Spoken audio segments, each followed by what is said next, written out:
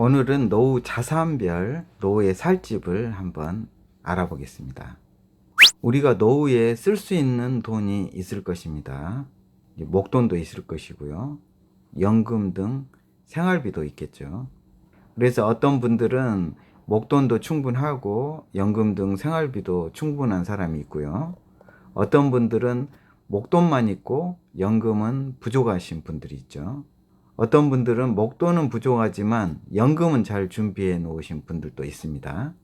이 여러 가지 경우에 따라서 노후의 살집을 어떻게 선정해야 될지 다를 것 같습니다. 제가 최근 열심히 보고 있는 책이 좋은 불평등이라는 책인데요. 그 저자가 유튜브에서 강의한 내용입니다. 우리나라 소득 수준별로 봤을 때 5분위가 소득이 높은 사람들이고요. 1분위가 소득이 낮은 사람입니다. 소득이 높은 사람과 소득이 낮은 사람 차이가 노동과 비노동, 즉 일을 하느냐 일을 못하느냐 그 차이고요. 노동을 못하는 사람들이 1, 2분위로 나뉘는데 1분위 가장 경제적으로 소득이 낮은 층은 75세 이상 후기 노인이고요. 2분위는 74세 미만의 정기 노인입니다. 근로 능력이 없는 분들이 소득도 낮다는 이야기입니다. 그분들이 바로 시니어 어르신들이라는 말이고요. 노인 빈곤에 대한 조사 중에 하나입니다. 노인 전체를 100으로 보았을 때 소득 비결핍, 즉 소득이 여유가 있는 분들이 53.7%고요. 소득 결핍 노인, 소득이 부족한 분들이 46.3%입니다. 그런데 이렇게 소득이 부족한 분들이 두 부류로 나뉜다는 것입니다. 자산은 있으면서 소득이 없는 분들, 그리고 자산도 없고 소득도 없는 분들, 이렇게 나뉘고요. 소득이 없는 분들 중에서 자산이 있는 분들의 특징이 자가 거주를 하고 있다는 것입니다. 다른 말로 하면 집에 완전히 몰빵이 돼 있다는 거죠. 84%가 자가 거주를 합니다. 그런데 소득이 없습니다. 주변을 보면서 알 수 있는 것처럼 이런 노인 빈곤에 대한 연구 결과에도 그 내용들이 명확하게 나오고 있습니다. 시니어 어르신들의 노후 빈곤의 문제는 집만 가지고 있고 소득이 없다는 것입니다. 노후에 쓸 수 있는 목돈이 얼마나 있는가 한번 분류를 해보겠습니다. 첫 번째, 목돈이 10억 이상 있는 분들이 있을 것 같고요. 3억 이하 분들이 있고요. 3억에서 10억 사이가 있을 수 있겠습니다. 목돈은 잘 활용하면 생활비로 쓸 수 있겠죠. 그래서 목돈 1억은 한 달 30만 원 정도로 환산해서 생각해 볼 수 있겠습니다. 근거는 1억을 연 4% 예금에 넣었을 경우에 한 달 30만 원 정도는 쓸 수 있겠죠. 연 400만 원이니까 11로 나누면 30만 원 정도 될 것입니다. 또한 70세 기준으로 주택연금액이 1억당 30만 원 정도 됩니다. 그래서 목돈 3억이 있으신 분들은 월 90만 원 정도 연금이 있다고 생각해 볼 수 있겠죠. 5억인 경우는 150만 원으로 벌 수 있겠고요. 노후의 살집을 만들기 위해서 집값은 본인의 순자산에서 50% 이내가 적당하다고 봅니다. 그리고 그 집을 신탁방식 주택연금을 들어서 생활비로 다 쓰고 가셔야 됩니다. 노후에 우리가 쓸 수 있는 생활비가 얼마나 필요할까요? 가장 최근 연구 결과입니다. 국민연금연구원의 조사에 의하면 최소 생활비가 198만 7천 원, 부부 기준입니다. 200만 원으로 나오고요. 적정 노후 생활비는 277만 원 정도 나옵니다. 이 자료를 기준으로 해서 부부 기준으로 월 생활비 300만 원 이상 쓰실 수 있는 분들이 있을 것이고요. 100만 원 미만의 생활비를 쓸 수 있는 분들도 있고 중간 100만 원에서 300만 원 사이의 생활비를 쓸 수 있는 분들도 있을 것입니다. 저는 월 생활비 300만 원 이상 쓰실 수 있는 분들에게는 첫 번째로 추천하는 노후의 살집이 실버타운입니다. 두 번째는 시니어 하우스입니다. 만약 월 생활비가 100만 원 미만인 경우에는 고령자 복지주택을 첫 번째로 추천드립니다. 그 다음으로는 공공임대주택도 괜찮습니다. 월 생활비가 100만 원에서 300만 원 사이가 애매합니다. 자산이 얼마나 있느냐에 따라서 달라질 것 같습니다. 먼저 노후 자산이 3억 이하이시면서 생활비가 100만 원에서 300만 원 사이이신 분들, 이런 분들은 고령자 복지주택이나 공공임대주택을 추천드립니다. 저렴한 비용으로 안정적으로 살면서 노후에 쓸 돈이 있어야 됩니다.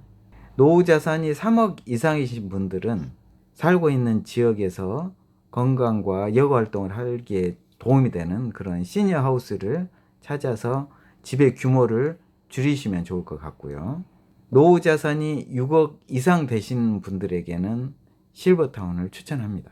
저희 책 실버타운 올 가이드에 보면은 실버타운의 보증금이 중간값이 대략 2억에서 3억 사이 정도 됩니다. 가장 많은 분포가 1억 3천에서 이 3억대 많이 분포되어 있고요. N값이 실버타운에서 생활할 때 필요한 생활비입니다. 내는 돈 포함해서 용돈까지 다 했을 때 대략 이 정도 들 걸로 예상이 되는데요. 150만 원에서 250만 원 사이가 많습니다. 이렇게 노후에 살 집은 4가지 종류가 있는데요. 실버타운, 고령자 복지주택, 공공임대주택, 시니어 하우스. 노후에 가지고 있는 목돈 자산과 쓸 수 있는 월 생활비 이 2가지를 가지고 어떤 곳에 사시면 좋을지 한번 저의 생각을 말씀드려 보았습니다. 우리나라 복지 정책의 기준점이 기초연금의 경우는 하위 70%고요. 공공임대주택은 하위 50%입니다. 행복주택 포함입니다. 고령자 복지주택은 하위 20%에게 주로 공급되는 것이고요. 그중 공공임대주택, 행복주택으로 요즘 많이 공급이 되고 있는데요. 순자산은 3억 2,500만 원 이하이시면서 월 소득이 385만 원 이하이시면 신청하실 수 있습니다. 공공임대주택은 주로 신도시의 아파트 형태로 많이 만들어집니다. 노후 주거지로서 괜찮은 주택입니다. 더 좋은 노후 주거지는 고령자 복지주택입니다. 저는 경제적으로 어려우신 시니어 분들께 노후에 살 집으로 가장 추천하는 주택은 고령자 복지주택입니다.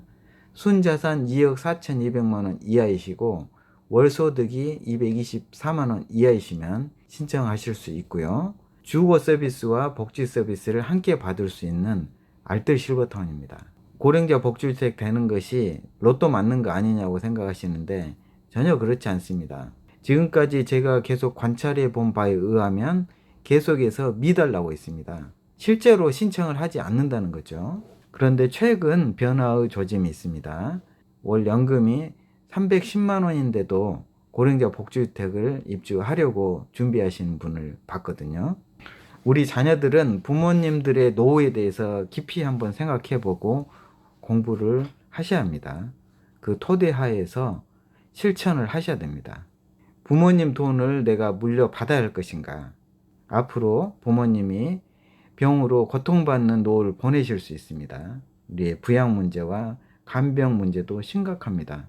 부모님들이 자녀들에게 돈 물려주려고 돈 아끼고 그러다 먹을 거 제대로 못 먹고 치료할 거 치료 못하면서 병을 키워서 결국은 나중에 다 병원비로 쓰고 가실 수 있습니다.